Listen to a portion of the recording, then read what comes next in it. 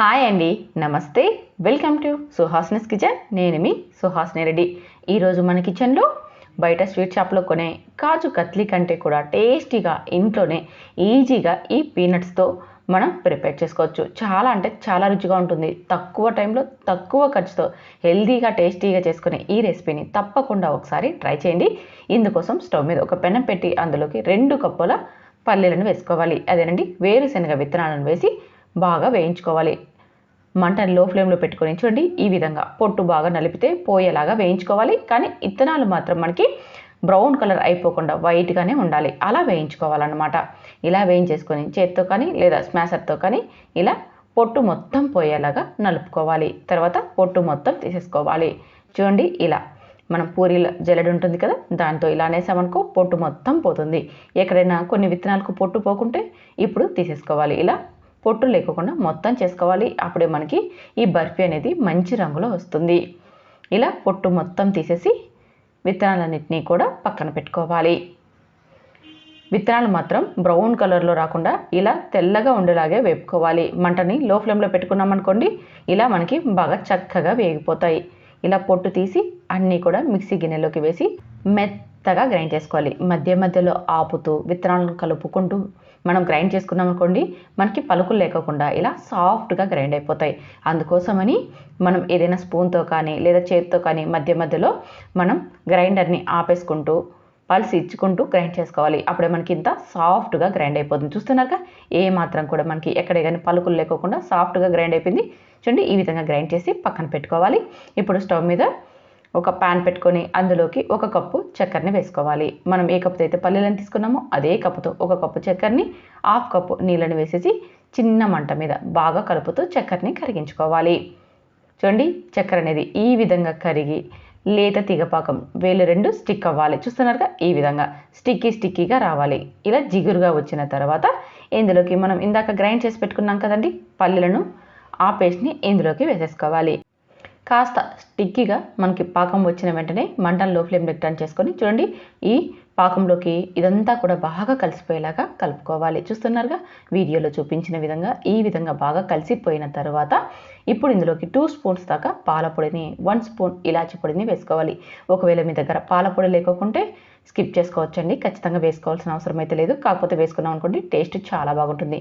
ఇలా వేసేసి ఇదంతా బాగా దగ్గర పడేదాకా బాగా కలుపుతూ ఫ్రై చేసుకోవాలి. చూస్తున్నారుగా, ఈ విధంగా ఇలా దగ్గర పడి ఫ్రై అయిపోయిన తర్వాత మనకి సైడ్స్ ఉంటుంది కదండి పెనంకి, అదంతా కూడా మిడిల్లోకి అనుకోవాలి. లేదనుకోండి సైడ్స్ ఉన్నదంతా గట్టిగా అయిపోతుంది. అలా కాకుండా మొత్తం అంతా కూడా బాగా నీట్గా అనుకుంటూ చూడండి, ఈ విధంగా అంత దగ్గర పడేదాకా మనం బాగా ఫ్రై చేసుకోవాలి. దాదాపు 10 నిమిషాలు టైం పడుతుందండి ఇదంతా దగ్గర పడడానికి. ఇలా దగ్గర పడ్డాక బటర్ పేపర్కి కాస్త నెయ్యిని అప్లై చేసేసుకొని మనం ప్రిపేర్ చేసి పెట్టుకున్న ఈ మిశ్రమాన్ని బటర్ పేపర్ పైకి వేసేసుకోవాలి. నెయ్యి ఇష్టపడేవారు బర్ఫీ పేస్ట్ని మనం ఉడికించుకునేటప్పుడే అందులోకి ఒక 2-3 స్పూన్స్ నెయ్యిని వేసుకున్నాం అనుకోండి, రుచి చాలా బాగుంటుంది. చాలామందికి నెయ్యి పడదు కదా, అలాంటి వారు స్కిప్ చేసుకోవచ్చు. నేనైతే ఇక్కడ నెయ్యిని చాలా తక్కువగానే వాడానండి.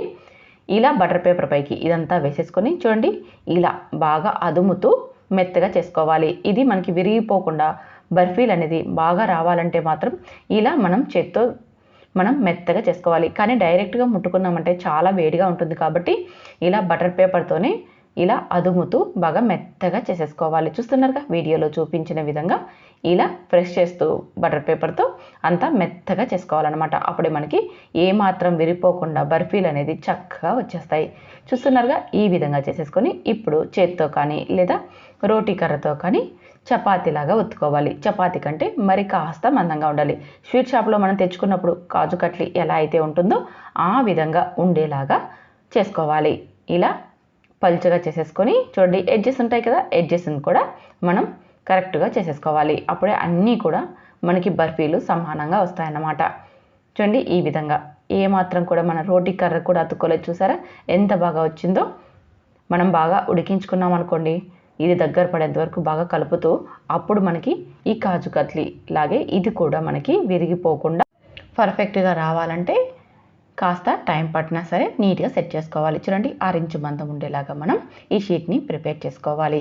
ఇప్పుడు దీనిపైన నేను లుక్ వైజ్ షాప్లో లాగే ఉండడం కోసం ఇక్కడ సిల్వర్ ర్యాప్ని, అదేనండి దీనిని సిల్వర్ లీవ్స్ అని కూడా అంటారు. ఇది మనకి బయట సూపర్ మార్కెట్లోనో లేదా అమెజాన్లో, ఫ్లిప్కార్ట్లో ఈజీగా దొరుకుతుంది. ఇలా తెప్పించుకొనైనా మనం వేసుకోవచ్చు, లేదంటే అలాగైనా మనం కట్ చేసుకోవచ్చు. చూడడానికి లుక్ కోసం మాత్రమేనండి. ఇలా చేసేసి డైమండ్ షేప్లో ఉండేలాగా కట్ చేసుకోవాలి. ఇక్కడ నేనైతే స్కేల్ని మెజర్మెంట్గా తీసుకుంటున్నాను. అన్నీ కూడా సమానంగా రావడం కోసం మీరు కావాలంటే డైరెక్ట్గా అయినా కట్ చేసుకోవచ్చు. చూసారా ఎంత ఈజీగా తయారు చేసుకోవచ్చు. చూడండి, ఏ మాత్రం కూడా మనకి విరిగిపోకుండా అన్నీ కూడా పర్ఫెక్ట్గా వచ్చేస్తాయి. చాలా ఈజీగా చేసుకునే ఈ స్వీట్ తప్పకుండా ఒకసారి ట్రై చేయండి. తక్కువ ఖర్చుతో హెల్తీగా ఏదైనా పిల్లలకి ఇవ్వాలనుకుంటే మాత్రం ఈ బర్ఫీని ఒకసారి తప్పకుండా ట్రై చేయండి. చూడడానికి చాలా బాగుంటుంది కాబట్టి పిల్లలు కూడా చాలా ఇష్టంగా తింటారు. మరి ఇంకెందుకు ఆలస్యం, ఈ రెసిపీని మీరు కూడా ట్రై చేసి టేస్ట్ చేసి మీకు ఎలా వచ్చిందో కామెంట్ చేయండి. నచ్చితే మాత్రం లైక్ చేయండి, షేర్ చేయండి. మీ ఫ్రెండ్స్, ఫ్యామిలీ మెంబర్కి ఈ రెసిపీని షేర్ చేసి మా ఛానల్ని సబ్స్క్రైబ్ చేసుకోండి. ఇలాంటి సింపుల్ అండ్ హెల్దీ వంటకాలు మా ఛానల్లో మీరు ఎన్నో చూడొచ్చు. Thank you for watching.